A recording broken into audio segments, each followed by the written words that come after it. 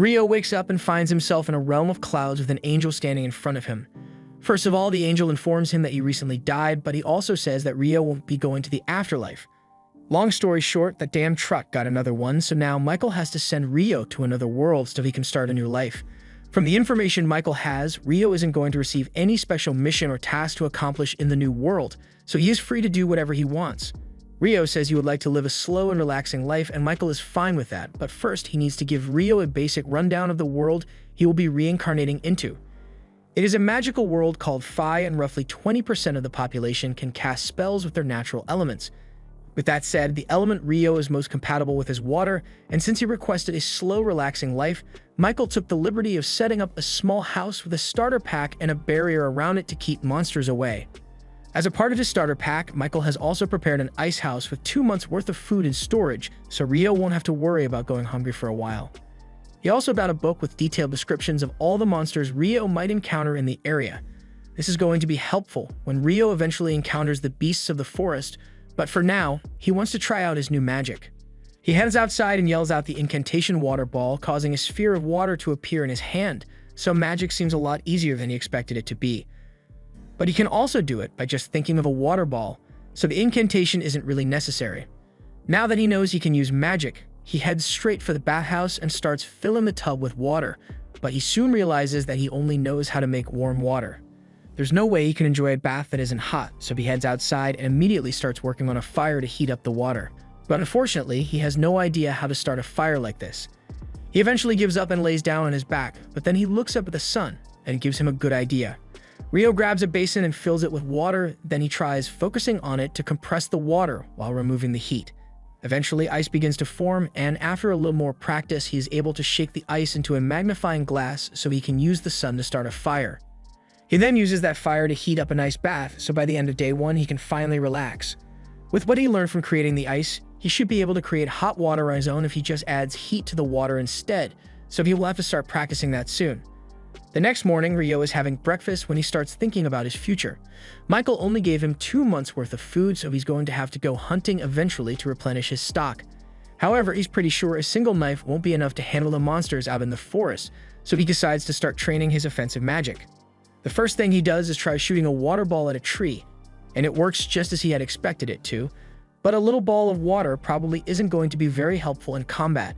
However, he knows of a way to make the water's impact stronger, so he forms another water ball, but this time, he concentrates all the water into a single point for extra pressure. It's a great idea in theory, but he still isn't skilled enough to put much force behind it, so his water jet is the equivalent of a squirt gun right now.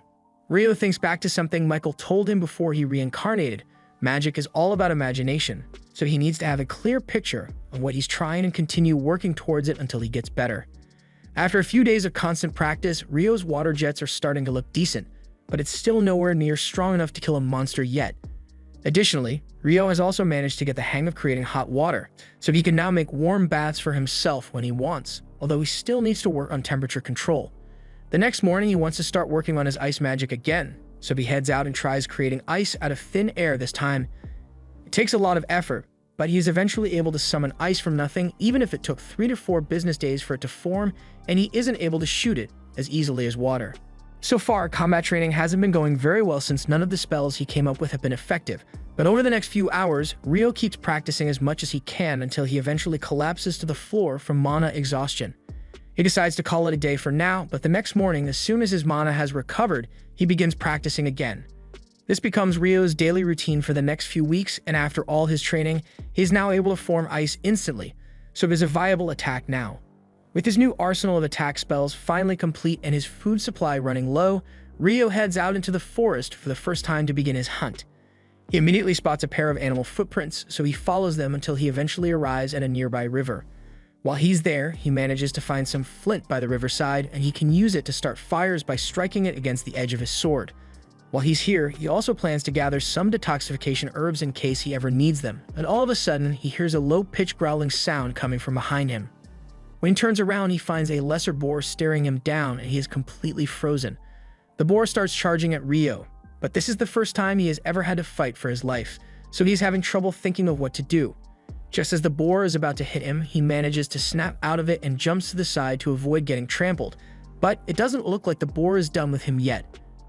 Fortunately, Rio has finally regained his composure, so as the boar is running at him, he creates an ice track to make it slip, and then he forms several ice spikes right in the path of the boar, leading to its immediate and brutal death. After processing the boar meat, Rio takes a look at the monster book to read about it, and apparently the lesser boar is the weakest monster you can encounter in that forest. The whole book is meant to be a guide for beginners, so most of the monsters in it are pretty basic, but there are 2 extra pages at the end of the book which seem important. One page talks about dragons and how they are creatures powerful enough to destroy entire cities on their own. The book recommends running away immediately if he ever encounters one because he'd stand no chance of defeating it, although he probably wouldn't be able to outrun it either, so he'd be better off begging for mercy. There's also a page here talking about something called a demon, but there's not a lot of information on it, so all the book says is that if you ever run into one, you're doomed. The next day, Rio goes out hunting again, but while he wasn't paying attention, he is suddenly attacked from above by a giant assassin hawk. The hawk is able to use wind magic to slash through its prey, so Rio is forced to run while creating ice shields to block the razor wind. He knows how tough hawks are to deal with, so he would rather not fight it, but there's no way he will be able to outrun it, so his only option right now is to fight back. He raises his hand and begins casting his water jets, but the hawk manages to dodge his attack and swoops down with wind magic to strike Rio.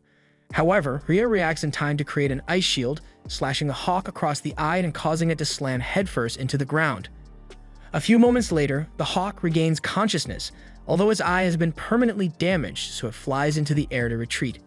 But before it leaves, it takes one final look at Rio to memorize his face, because now the hawk has a personal beef with him. Rio is relieved that he managed to survive, but this really isn't what he was expecting his new relaxing life to become. While Rio was being chased by the hawk, he ran so far that he ended up getting lost in the forest until late into the night, and while he was trying to find his way back home, he happens to come across a glowing lake with a Dullahan standing in the middle, and it looks like it has spotted him. As time goes on, Rio continues his training, and now he is able to hunt and preserve food for himself with relative ease. His water magic has also gotten a lot stronger, allowing him to create sharp ice sheets and bring them down with great force in an instant. His water jet has also become strong enough to cut through solid rock with ease, so his combatability is pretty good now. But ice magic isn't the only training he has been doing lately. Ever since that day he was spotted by the Dullahan, he has gone out into the forest late every night to fight it. Headless horsemen weren't mentioned in the monster guidebook at all, so it is either not a monster or it's simply too advanced for the beginner guidebook. Either way, Rio still plans to fight it, so he charges forward with his ice stick and begins swinging. This is more of a training session than an actual fight because the Dullahan outclasses Rio in both strength and skill, but Rio is still doing his best to block the Dullahan's attacks with his ice shields, but he still ends up getting taken down in a matter of seconds. The Dullahan has never said a word to Rio, but for some reason, Rio feels like he has taken on the role of a teacher trying to whip him into shape. Just then, the Dullahan raises its sword and uses water magic to extend its blade. Rio is surprised to learn that the Dullahan can use water magic as well, but after demonstrating how the sword works, it hands it over to Rio and walks out onto the lake. Sometime later, Rio was out hunting as usual when he was suddenly attacked by the same assassin hawk from last time. He doesn't recall it being black last time he saw it, so he assumes it must have worked hard to evolve just so it could come back for a rematch. The hawk dives toward Rio and launches several wind slashes, so Rio puts up 5 layers of ice walls to protect himself. However, since it has evolved, a hawk's wind slashes are so strong that they instantly shattered all of Rio's ice walls. And now he's starting to get really nervous. He starts darting across the field while putting up ice walls to block any incoming attacks, and when he finally sees an opening, he counterattacks by launching several ice spikes. However, the hawk managed to dodge the spikes with a sudden burst of speed, and that's not all either. It opens its mouth and screeches at a frequency that interferes with Rio's magic, so all of his ice shields disappear, and he is practically defenseless. But the hawk still isn't done yet, so it begins hovering in front of Rio, and he can tell that something big is coming, but he doesn't know when it is. Moments later, Rio can feel electricity in the air as a bolt of lightning is shot straight at him, and an attack like that would have been fatal, but luckily he was able to use his stick as a lightning rod and jump away to save himself. While Rio is recovering from the partial shock he just received, the hawk comes down and tries to finish him off with its talons, but at the last second, Rio pulls out his ice sword and parries the attack. The hawk clashes with him a few more times, but thanks to all Rio's training with Dullahan, he is able to quickly locate a gap in the hawk's defenses and stab it through the neck. After the hawk falls to the ground, Rio approaches it because he can understand how it feels. It lost an eye because of Rio, so it desperately wanted to prove that it was stronger than him, which is why it evolved in the first place. But Rio has also spent his time trying to get strong, so in the end, the Hawks still lost. After that, Rio begins walking home, but to his utter shock, he is suddenly confronted by a dragon. He remembers what the book said about dragons being unstoppable, so he believes he is doomed, but to his surprise, the dragon begins talking to him using telepathy. The dragon doesn't seem like it wants to hurt Rio in any way. In fact, it just stuck here because it is currently looking for a black hawk that came this way, so it was wondering if Rio might have seen it around here. Rio is glad that the dragon isn't hostile, but it is probably talking about the hawk he just killed, so he apologizes profusely and explains that the hawk attacked him, so he had no choice but to kill it. The dragon is surprised to hear that a human like Rio could kill a hawk, but he doesn't seem too upset about it. On another note, the dragon is rather intrigued by the sword Rio is carrying because he recognizes it as the Fairy King's. And for him to have given it away to a young boy, Rio must have done something to get on his good side. The dragon has taken a liking to Rio, and Rio has a few questions he was hoping to ask since he still doesn't have much information about this world. He and the dragon end up talking for a few hours until it is late into the evening, but their conversation is cut short because the dragon needs to return home now. Rio thanks him for answering his questions, and the dragon thanks him as well because it has been ages since he got to have such an interesting conversation. The two of them say their goodbyes, but while that is happening, Michael is up in heaven reviewing the paperwork for Rio's reincarnation when he notices something he missed earlier. It looks like Rio was given the hidden trait of eternal youth for some reason, and Michael thinks it's strange because he hasn't seen someone with a hidden trait since he sent a hero girl to Fae 10,000 years ago. One day, Rio heads down to the beach because he has been craving salt recently. But when he gets there, he finds the wreckage of a washed-up ship. He approaches the ship to see if there are any survivors, and he finds a body lying next to it, but when he checks on the guy, he realizes the man is already dead, so there's nothing he can do to help. However, just then, Rio hears the sound of someone grunting on the other side of the beach, so he looks over there, and he is pleased to see that someone actually survived the wreckage.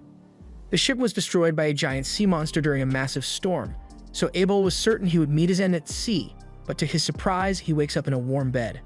All of his stuff has been set aside on the table next to him, so he grabs it and starts exploring the area because he has no idea where he is.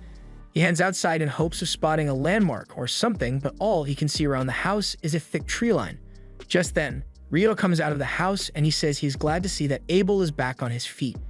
Abel is shocked when he realizes Rio is here because he couldn't sense him approaching him at all, but aside from that, he thinks Rio is dressed really weird. He's about to ask why Rio has no sense of style, but then he realizes that it would be rude to say something like that right off the bat, so instead, he first thanks Rio for saving his life.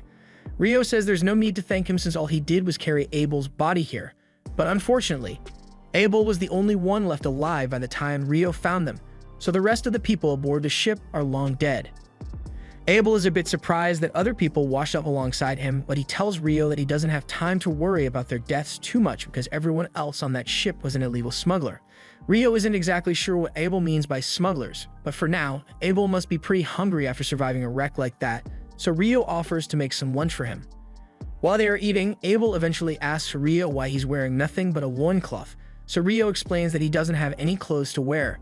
Abel asks why Rio doesn't just go out and buy some clothes, but then he stops himself because he thinks Rio may not have enough money to buy necessities for himself, and it would be rude to bring that up now.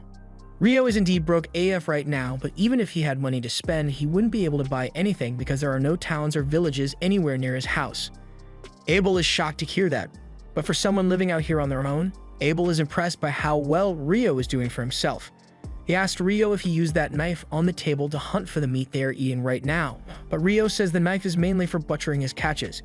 When he goes out hunting, he usually just uses his water magic, and as proof of his ability, he creates a little water to fill a jug.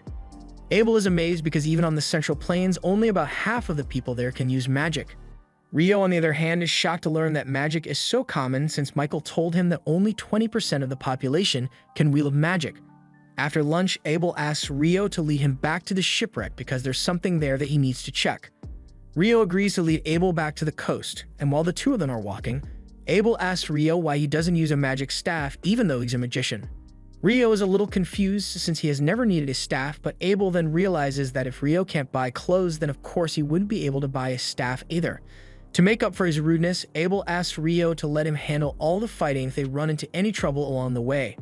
Rio tries telling him that that won't be necessary since he can already handle all the threats in the forest on his own, but Abel insists since he wants to contribute somehow.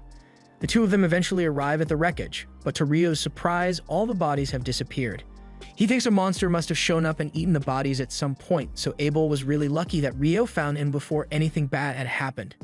After searching the wreckage for a while, Abel realizes that what he's looking for isn't here, so he stops looking. Rio asks him what he plans to do now, so Abel says he's going to regroup with his friends, although that's a lot easier said than done. Heading to the town of Loon would be a good start towards getting him back to his friends, but he's pretty sure that this place is way down south of Loon, and he has no idea how long it will take for him to get back. He fears he may have to brace himself for a long and lonely journey, but then he comes up with an idea and asks Rio if he'd like to come with him. Rio is a little stunned by the offer, but Abel says he's not familiar with this area at all, so he can really use a guide to help lead him back. Rio thinks about it for a second, and there really isn't much reason for him to stay here at this point. He's also curious to learn about what the other people of this world are like, so he agrees to accompany Abel. However, he has a few things he needs to take care of first, so he asks if it's okay for them to leave tomorrow morning. Abel has no objections, so they head back to Rio's house for now, and later that night, Rio prepares to head out into the forest alone. Abel thinks it's odd that Rio would want to go out to see someone at this time of night, especially since he said there were no other people in this area, but he also doesn't want to pry into Rio's personal business too much, so he doesn't say anything. Rio heads into the forest and eventually meets with Dullahan.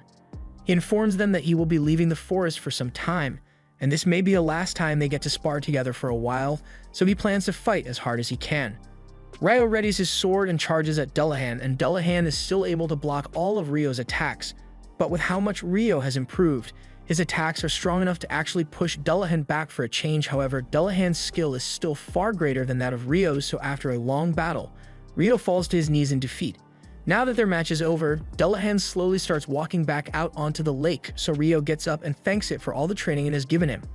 It's all thanks to Dullahan's help that Rio has been able to survive in this forest for so long, and Dullahan has come to think of Rio as his precious student, so as a parting gift, it presents Rio with a special robe, and Rio is really grateful. The next morning, Rio and Abel are finally ready to leave on their journey, and as they walk away, Rio says one final goodbye to his first home in this world. As the two make their way deeper into the forest, they soon encounter a boar monster, so Abel asks Rio to stand back and let him handle it. He draws his sword and charges at the boar while calling out a combat skill called Total Impalement, and in an instant, a hole is blown clean through the boar's body. Rio is amazed by what he just saw, so he asks Abel what combat skills are, and Abel explains that those who can't use magic fight with techniques called combat skills, which allow them to do incredible things like what Abel just did to that boar. After a day of walking through the forest, they eventually arrive at a marsh area, but it's full of lizardmen and Abel would like to avoid fighting them all together, so he suggests that he and Rio should circle around through the woods. However, while they are taking the detour, Rio senses something slowly creeping up on them, so he has Abel's attention and informs him that the lizardmen are following them.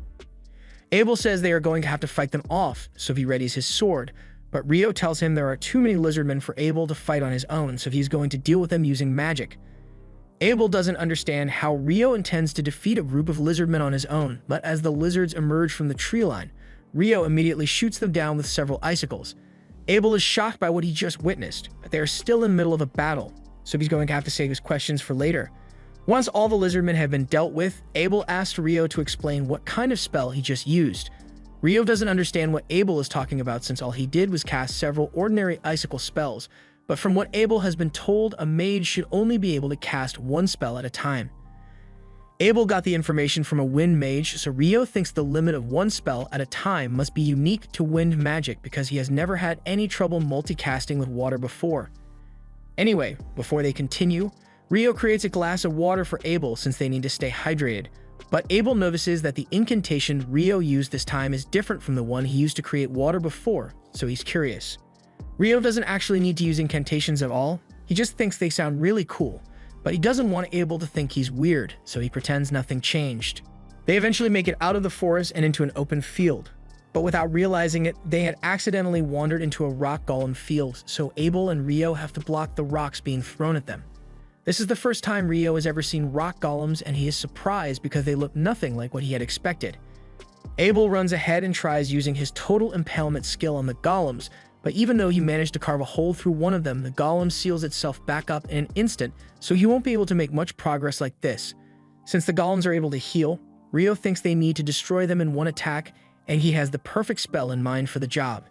He asks Abel to give him some space because he has something he wants to try, and once Abel is out of the danger zone, Rio uses his magic to summon an ice cube, a really big one. He then drops the cube on two of the golems, and even he is a little scared by how destructive that attack was.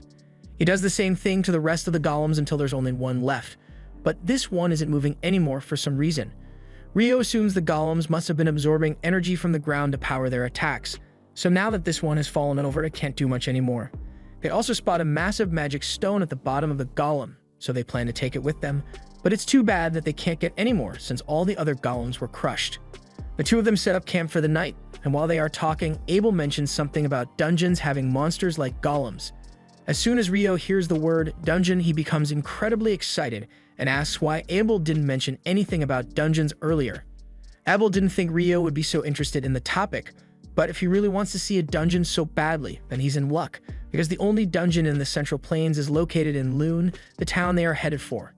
Rio asks if there's anything else he should know about, so Abel asks if he knows about the dwarves and elves. Rio has heard a little about them, but he wants some more details, so Abel explains that dwarves are strong, short people who are good with crafts, and there are quite a few of them in Lune. But as for elves, most of them live in wooded areas and don't interact with humans often, so Abel only knows of one elf in Lune. The next morning, the two continue heading north, and Rio says that once they make it past those mountains over there, they will find human civilization.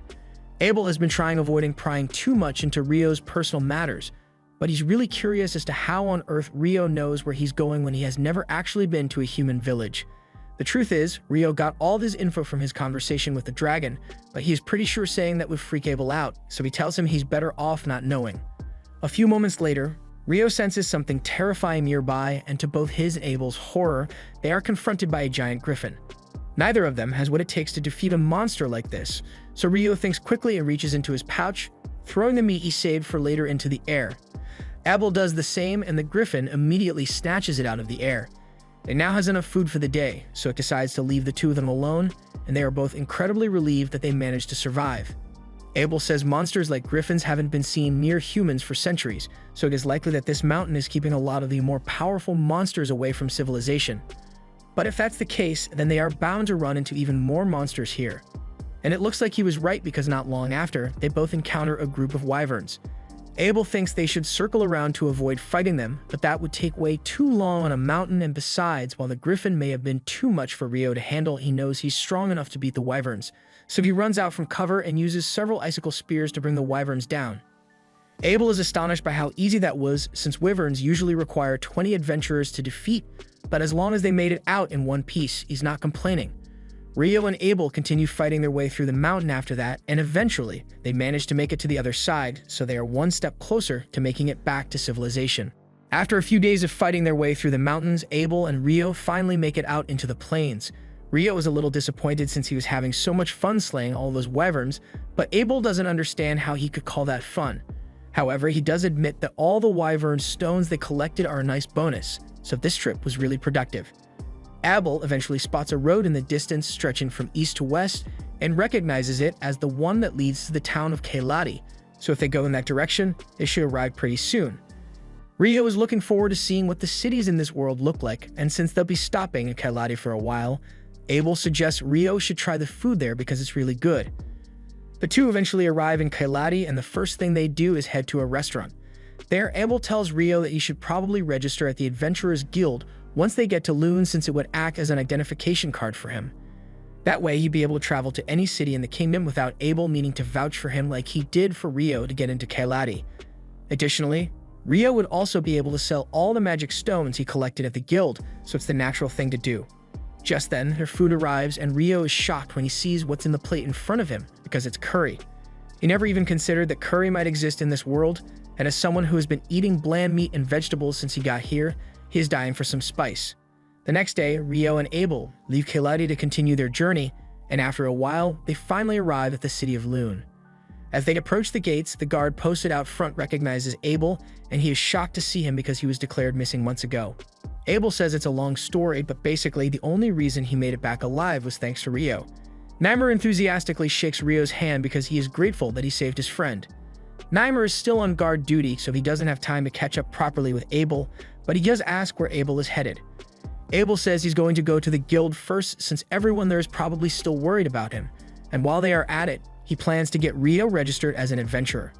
Normally, you'd start out as an F rank, but with an endorsement from a high-ranked adventurer like Abel, Rio should be able to start at D rank. Anyways, when your rank is high, you'll be allowed to take on quests with higher difficulty, and in turn, you'll get better rewards. But considering the number of Wyvern gems Rio got, Abel doubts he will need to worry about money for a while. Rio asks if Wyvern gems are really all that valuable, and according to Abel, they are so valuable that selling them all at once might cause the market to crash. So he's probably going to have to let the guild master figure out what they should do with them. Once they arrive, Abel walks in, and as soon as he is seen, everyone gathers around because they all thought he was dead. It's clear that Abel is really popular here, and Rio doesn't want to get in the way of Abel's reunion, so he decides to step out for a moment. He starts taking a walk through the city when all of a sudden, he bumps into an elf girl, and she happens to recognize his robe as one that can only be gotten from the King of Fairies. If Rio was given a robe, then the King of Fairies must have really taken a liking to him. She thinks Rio is interesting, so she'd like to talk to him, but she's got urgent matters to attend to, so she has to go. Rio is about to chase after her, but at that moment, Abel comes out looking for Rio because he wants to introduce him to all the people at the guild. Abel tells everyone that if it weren't for Rio, he never would have been able to return home. The guild patrons are all really thankful for Rio's help, so they give him a warm welcome, and Rio is starting to like it here. After Rio's introduction, Abel takes him to the front desk so he can get registered, and while he's there, he asks the receptionist, Nina, if it would be possible to raise Rio's rank to D with his endorsement. Nina is surprised to hear this since Abel has never endorsed someone before, but Rio is more than qualified. Nina says there should be no problem ranking Rio up, but they will still need to do a proof of strength test, so Abel plans to go talk to the guild master about it. Nina says the two of them can wait in the meeting room while she calls the guild master over, so Rio and Abel take a seat. As soon as the guild master is informed that Abel has returned, he rushes into the meeting room, and he is incredibly relieved to see that Abel is still alive and well. Abel apologizes for making the guild master worry so much about him, but Hugh is just glad to see him again. He then notices the young magician standing in the back, so Abel introduces Rio as the boy who saved his life. Anyway, Abel mentions that he was hoping to rank up Rio's registration with an endorsement, and Hugh is fine with that. But he's still going to need to confirm Rio's strength before he can authorize any upgrades. Abel tells him that won't be a problem because Rio is a lot stronger than he looks, and as proof, he shows him the bag full of wyvern stones. After inspecting the stones, Hugh confirms that they indeed belong to wyverns, but he is starting to get concerned because if there are this many wyverns in the area, they could overrun the country in an instant. Abel assures him that he doesn't need to worry about that since the wyverns they encountered were south of the Malefic Mountains, so they won't be coming here anytime soon. Rio is baffled by the mention of the Malefic Mountains because he has never heard of that place before, but Abel explains that those were the mountains they passed through to get here. The Malefic Mountains are so dangerous that even high-rank adventurers don't go anywhere near it, so the fact that Rio and Abel made it through these mountains alive is an amazing feat on its own. Abel asks if this will be enough to prove that Rio is strong, and Hugh agrees that Rio is definitely qualified for the rank up. Just then, the members of Abel's party show up because they heard the news that Abel was alive and well, so they had to come see him in person. Abel apologizes to his teammates for making them worry, and they probably got a lot of catching up to do, so Hugh says he will let them use the meeting room while he gets started on the paperwork for Rio's rank up. Hugh leaves Rio into another room, and Mina later comes in with the items for Rio's guild registration. First, they need to fill out his form, so Nina asks him a few questions about his class, and Rio answers that he's a water magician. He has also never been in a dungeon before, so Nina suggests he should take part in the dungeon training course that's held every month. Rio seems really excited about getting to see a dungeon in person, so he agrees to sign up for the training course. Nina tells him the course starts in 2 days at 9 o'clock, and Rio is surprised. He wasn't expecting the people of this world to use the same units of time he's familiar with. Moving on, Nina asks Rio to place his hand on this crystal to complete his registration, and when he does, all of his information is filled out onto a guild card. This guild card will be Rio's ID from now on, and now that he's officially registered, he heads outside to meet Abel. He asks what Abel wants to do now, and he says he intends to buy Rio some new clothes and a staff as a way of showing his appreciation, and Rio appreciates the gesture, but he has never really needed a staff. Most mages require staves to use their magic, but for Rio, he's perfectly capable of casting magic without one.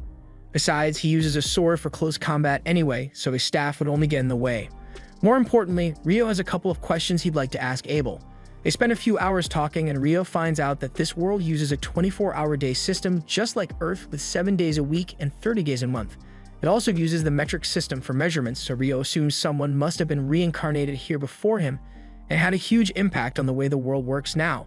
It's getting pretty late now, so Abel thinks it's about time he heads back to the guild, and as the guest of honor, he says Rio has to come too.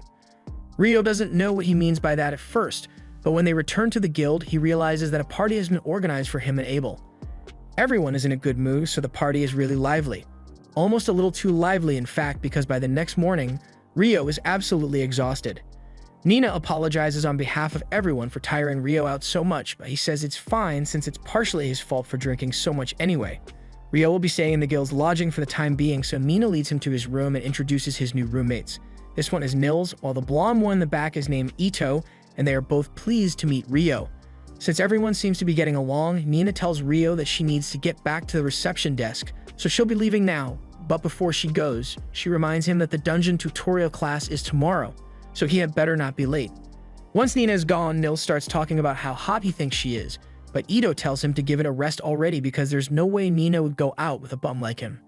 Moving on, Ito greets Rio and says he'd like to keep things casual here so they can become friends. Rio says he'd like to be friends as well, and Ito is glad to hear it because he was worried Rio might be a stuck-up jerk like Dan from room 1. A moment later, there's a knock at the door, and it turns out to be Nina again. She apologizes for the interruption, but she just got a newly registered adventurer in need of lodging, so she wants to set him up in this room as well. He says his name is Amon, but the others are surprised that he's an adventurer since there's no way he's old enough yet. Amon admits that he's still only 16, but both his parents are dead, so he didn't have many options to make a living. Ito tells Amon that it's nothing to be ashamed of since that's how most people end up becoming adventurers in the first place, and apparently, Amon plans on taking the dungeon course tomorrow as well, so Nina asks Rio to go with him. While Rio is getting acquainted with his new roommates, Abel is telling his party members all about what happened while he was crossing the Malefic Mountains, but the mage, Lynn, simply refuses to believe that a boy like Rio is capable of such strong magic. Sure, ice walls can be made with magic, but they are usually so thin that they can't block any damage, and something like conjuring a giant ice cube to drop on your enemy is simply impossible. Abel asserts that he saw Rio do it with his own eyes, but Lynn still can't accept it. Power like that goes against all the fundamentals of magic that she spent her life studying, and she's getting angrier by the second at the thought that a kid is way more powerful than she is. But Abel is still confident that he knows what he saw. From what Abel has described, the only other person with similar abilities they can think of would be the famous Inferno Magician. The Inferno Magician is a legendary hero capable of wiping out thousands of Imperial soldiers with a single chant and burning wyverns to ash in an instant. It feels absurd to compare Rio to someone who is so renowned, but if his power truly is on the level of the Inferno Mage, then Raiha is worried about what might happen if Rio were to turn against them and join the Empire. However, Abel is certain that that will never happen because Rio doesn't think the Empire of Debui sounds cool, and that's what he cares about the most. A few days go by and Rio has been diligently attending the dungeon training course, but for today's lesson, the instructor tells everyone that they'll be heading into an actual dungeon for the first time. He asks if anyone has any questions for him regarding the dungeons, so Rio raises his hand and asks if there are any teleportation mechanisms that allow you to travel to floors that you've previously cleared. The instructor is impressed that Rio was actually aware of that, but while things of that nature do exist in the southern dungeon, he tells Rio that he won't find any around here. A little while later, everyone arrives at the dungeon entrance, and the instructor explains that the city of Loon was actually built around the dungeon, so it is pretty much right in the center. Every couple of years, something called the tidal bore happens, meaning the monster population inside the dungeon rapidly rises, and such an event puts the people in the town at risk of being attacked, so these double walls were built to keep the monsters contained. Rio thinks it's interesting that Loon has an outer wall and an inner wall as well, but Amon is just worried because the tidal bore event seems really scary. The instructor assures him that there's nothing to worry about since the tidal bore only happens once every few years, so the chances of one happening right now are insanely slim. The group soon arrives on the first floor of the dungeon, and the instructor tells them that there are only basic monsters on this level, so everyone is free to explore as much as they'd like, but they should still stay close by in case of an emergency. Rio and Amon go off on their own to search the area, and a little while later, Rio senses a monster up ahead, so he tells Amon they'll deal with it together. As they advance through the cave, they eventually spot the monster, and this one is just a regular soldier ant, so Rio tells Amon that he's going to pin it to the ground, and when he does, he wants Amon to finish it off.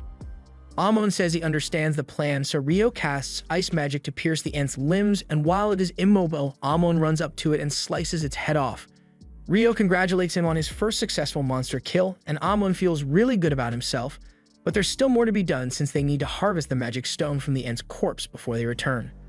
Later that night, Rio and Amon get back to the guild lodge, and when the other two hear that they successfully completed the course, they hold a celebration for them.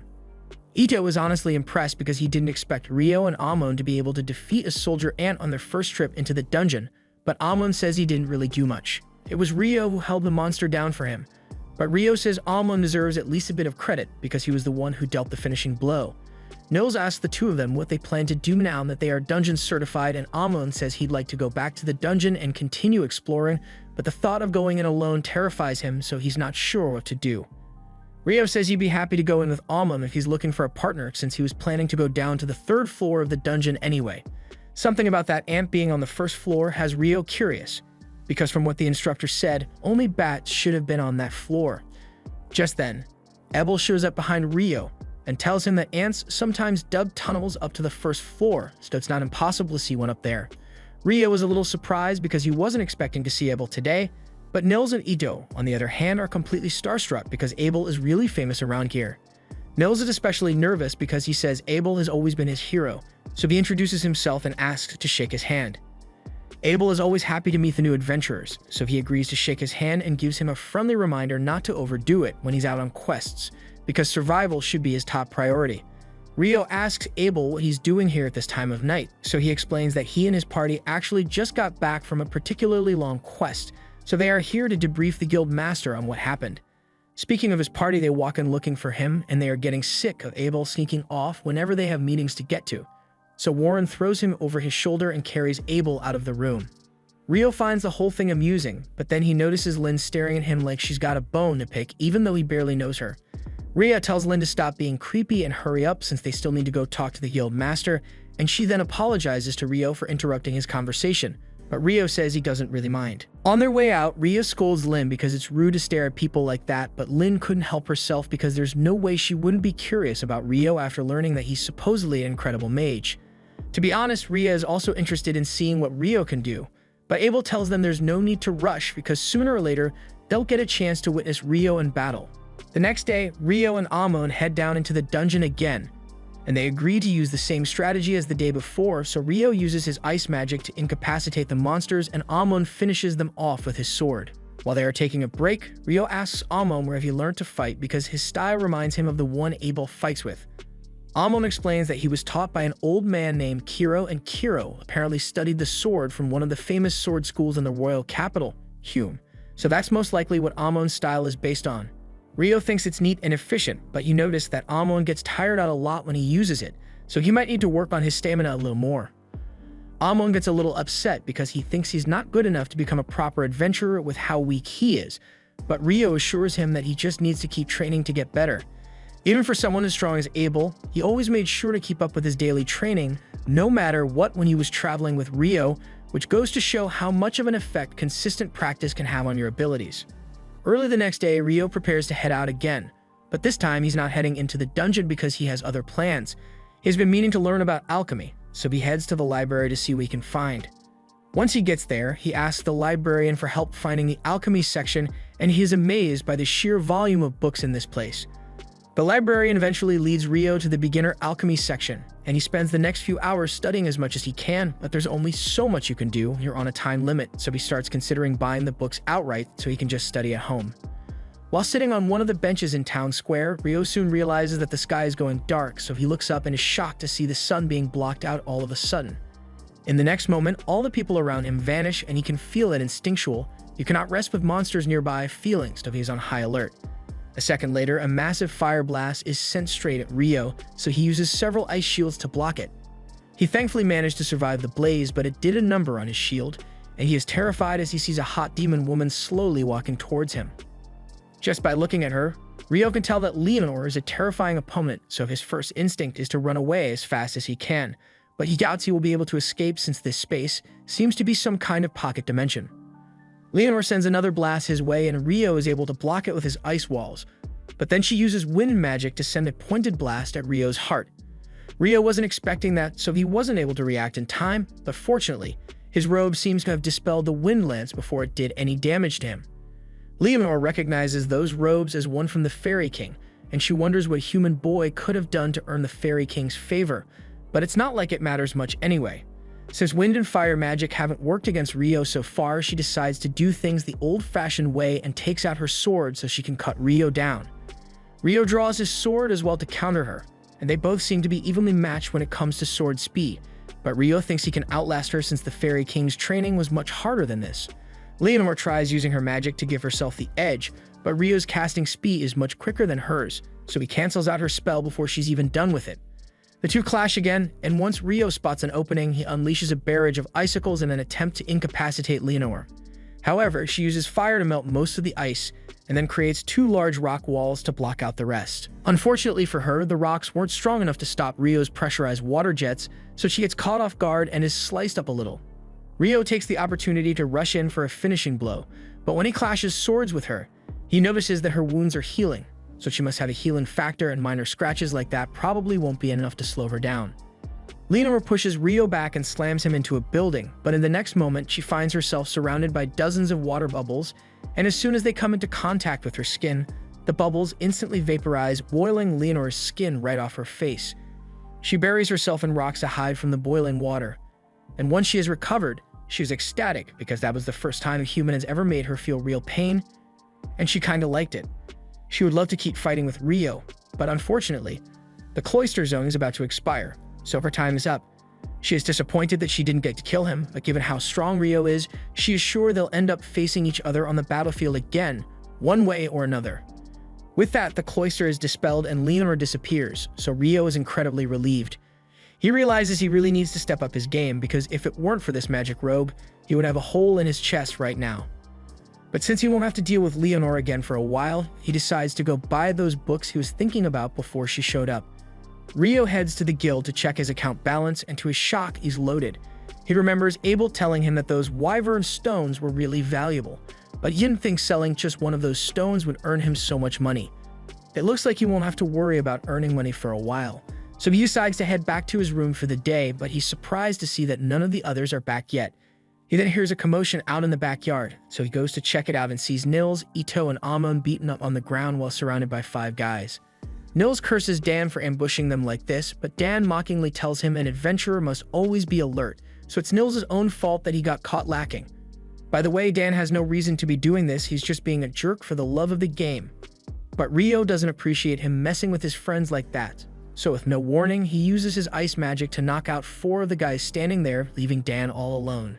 He asks Dan if he's going to run away now that he has no backup, but Dan assumes Rio must suck at hand-to-hand combat since he's a mage, so he throws a haymaker, and Rio promptly makes him throw up his lunch as well. Now that Dan has been taken care of, Rio goes over to his friends and offers Ito a recovery potion so he can use his healing magic on the others. Even though he got jumped, Nils feels terrible about letting himself get beaten by Dan, but Rio tells him it's not his fault since he must have been exhausted from doing dungeon runs with Amon all day. Anyway, since he's just as exhausted as they are, Rio suggests they all take a nice dip in a hot bath to relax, and while they are in there, Ito uses his healing magic to heal Rio's wound. Luckily, there were no broken bones, but he can tell that the attack had a lot of force behind it, so it would have been bad news if it had hit his heart. Rio tells him the attack actually was aimed at his heart, but he just barely managed to dodge enough to redirect it to his shoulder. Although it still really hurt. The others are shocked when they hear that Rio was nearly beaten when they know how strong he is, so they ask him what he could possibly have been fighting. Rio says it's a long story, so he will tell them later, but as for right now, he just wants to relax. The next day, Ito, Amon, and Nils head back into the dungeon, and after taking out a goblin archer on the 5th floor, Nils suggests they should head home for the day. It hasn't been long since they got here, but goblin archers aren't supposed to show up on the 5th floor, so he has a bad feeling about this. Besides, they already made more than enough money for today, so he doesn't want to take any unnecessary risks. And it's a good thing they decided to turn back here, because further down the cave, there was a monster which would have absolutely destroyed them if they ran into it, especially since Rio isn't here. Speaking of Rio, he is currently outside the city because his battle against Leonor made him realize how much he needs to improve. In terms of casting speed, they were both evenly matched, but Leonor was able to move a lot faster than him thanks to her wind magic, so he needs to work on his movement speed. However, Rio isn't able to use wind magic, so he is going to need to come up with an alternative. The best spell he can think of to act as propulsion is his water jet, since he uses it for improved mobility underwater, but he has never used it to move on land before, so he's not sure how to go about it. For starters, he forms some ice on the ground, and then he generates several water jets along his back, but it barely moves his body, so his first test ends in failure. He decides to try it with more water jets next time, but for now, he wants to head back to the library so he can learn more about alchemy and demons. Meanwhile, Lynn is busy searching through all the spellbooks she can find because she's looking for anything similar to that giant ice cube spell Abel said he saw Rio use, but even the forbidden spell books don't mention it. If Rio actually pulled it off, then it would have to have been an original spell, but a spell like that would require an incredible amount of mana, so she still finds it hard to believe that Rio was able to do it so casually. Just as she is putting the book back, the elf girl from earlier, Sarah, walks in and she seems to be good friends with Lynn, so she asks what she's doing here. Lynn explains that she was just trying to locate a spell in one of the spellbooks, but she couldn't find what she was looking for. Sarah says she's sorry to hear that and she'd love to help Lynn search, but she just got back from a mission to the royal capital, and she's late for an important meeting. Back at the guild, the boys head over to the front desk to give Nina a report on their dungeon exploration today. Nina is surprised to see them back so soon since they usually spend a lot more time in the dungeon, but Ito tells her there's actually a reason they came back early. He shows her the magic stone they got, and after inspecting it, Nina confirms that it really does belong to a goblin archer. A goblin archer showing up on the 5th floor is practically unheard of, so she rushes off to inform the guild master, but before she goes, she thanks the boys for the valuable intel. Once the guild master hears the news, he is just as shocked as Nina was because goblin archers aren't meant to show up until the 10th floor, so encountering one on the 5th floor means something is terribly wrong. The guild master asks Nina how many high-ranking parties are still in Loon at the moment, and right now, the only ones available are Abel's party, Crimson Sword, and a White Brigade party, so the guild master asks Nina to call them here so he can deliver the news in person. A little while later, Abel and the others arrive at the guild in response to the guild master's summons, but Abel isn't exactly thrilled because he heard White Brigade is going to be here as well, and he hates having to talk to their leader. Once they arrive, Abel sees the leader of White Brigade, Phelps, already seated, so he gives him a shallow greeting. And now that everyone is here, the guild master informs them that he called them here because he'd like them to investigate the recent strange occurrence in the dungeon. Just recently, a group of new adventurers claimed to have run into a goblin archer on the 5th floor. Abel asks him if he is certain that a goblin archer really appeared so high up, and the guild master says he has already been given irrefutable proof, so the intel is correct. That's why he wants to hire both parties to go investigate the dungeon in order to check for signs of the Great Tidal Bore. It has been 10 years since the last one, so there's a good chance that another tidal bore is going to happen soon, and they need to be prepared.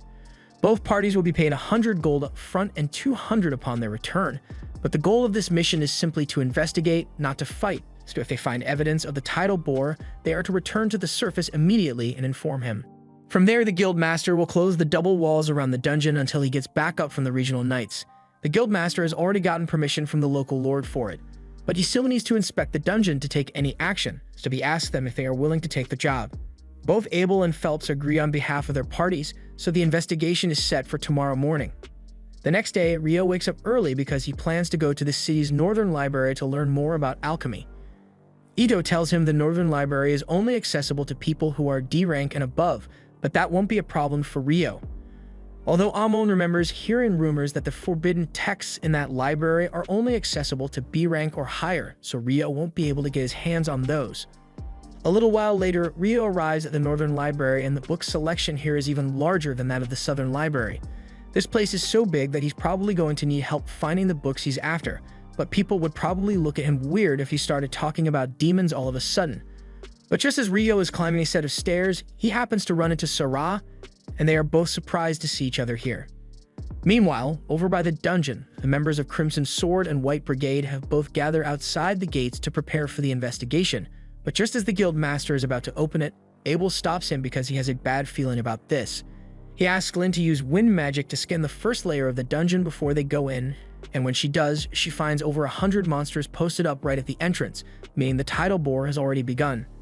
The guildmaster declares a state of emergency and issues a request for all available adventurers to head to the dungeon and prepare for battle because they are going to need all the help they can get. Meanwhile, back at the library, Sarah introduces herself to Rio, and she is delighted that she actually got to meet him again. She asks Rio what brings him to the library today, and he is about to tell her he wants to research demons, but he realizes that would sound odd. so instead he says he wants to learn about alchemy. Sarah is intrigued since alchemy is a difficult subject, so Rio tells her his goal is to build a golem one day, although he's not in much of a rush to do so. Building a golem is quite the feat, and unfortunately, as far as Sarah knows, there aren't any books on golem craft here.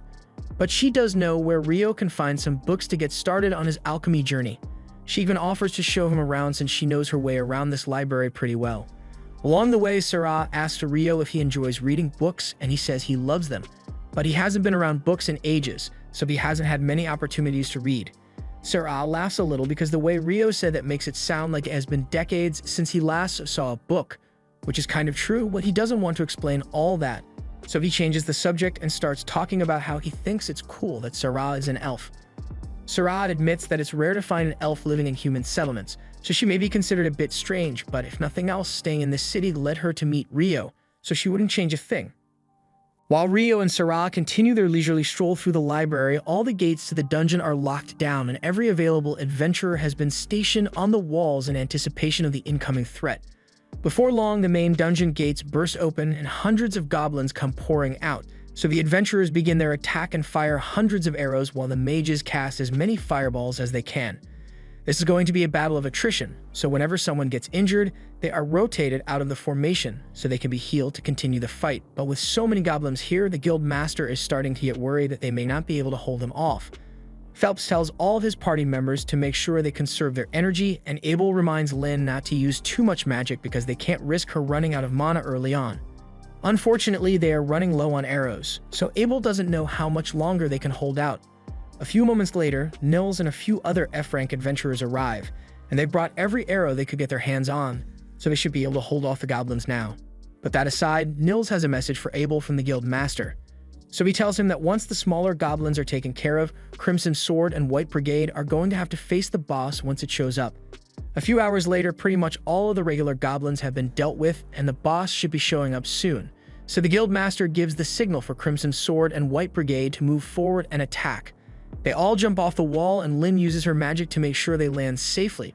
But there are still a few goblins down here, so Abel and Phelps rush ahead to finish them off. They then turn their attention to the large goblin general that just emerged from the dungeon. But to their surprise, it's not just one, it's 3 separate goblin generals. This is bad news since having 3 generals means that there must be a goblin king nearby, so they need to finish this quickly. Abel tells everyone that he and Phelps will handle 1 general each, while Rhea and Sheena can go after the last one. And now that everyone is clear on the plan, they all spring into action. Abel evades one of the goblin's strikes and manages to cut its arm off, so it shouldn't be too hard to take the goblin generals down, but just then, he notices something off inside the dungeon, so he yells for everyone to get down immediately. In the next moment, a wind slash is sent straight at them, slicing all the goblin generals in half, but luckily, everyone else managed to duck in time to avoid getting bisected. The one responsible for the air slash was the Goblin King, and it clearly won't be as easy to defeat as the others, so Abel and Phelps rush in to try and catch it off guard. However, when Phelps tries to pierce it with his spear, it bounces right off the Goblin King's armor. Phelps is forced to pull back since he can't do any damage to it, but Abel isn't slowing down at all. He charges straight at the Goblin King and uses his perfect shadow technique to evade its attack before piercing his chest. That wasn't enough to kill the Goblin King, but Abel never expected to finish it off on his own. He then calls out to Lynn, who has been charging up a wind bullet spell this entire time, and once he's out of the way, she Swiss cheeses the Goblin King, officially putting an end to the crisis. This was the end of episode 5. Subscribe to not miss the next part.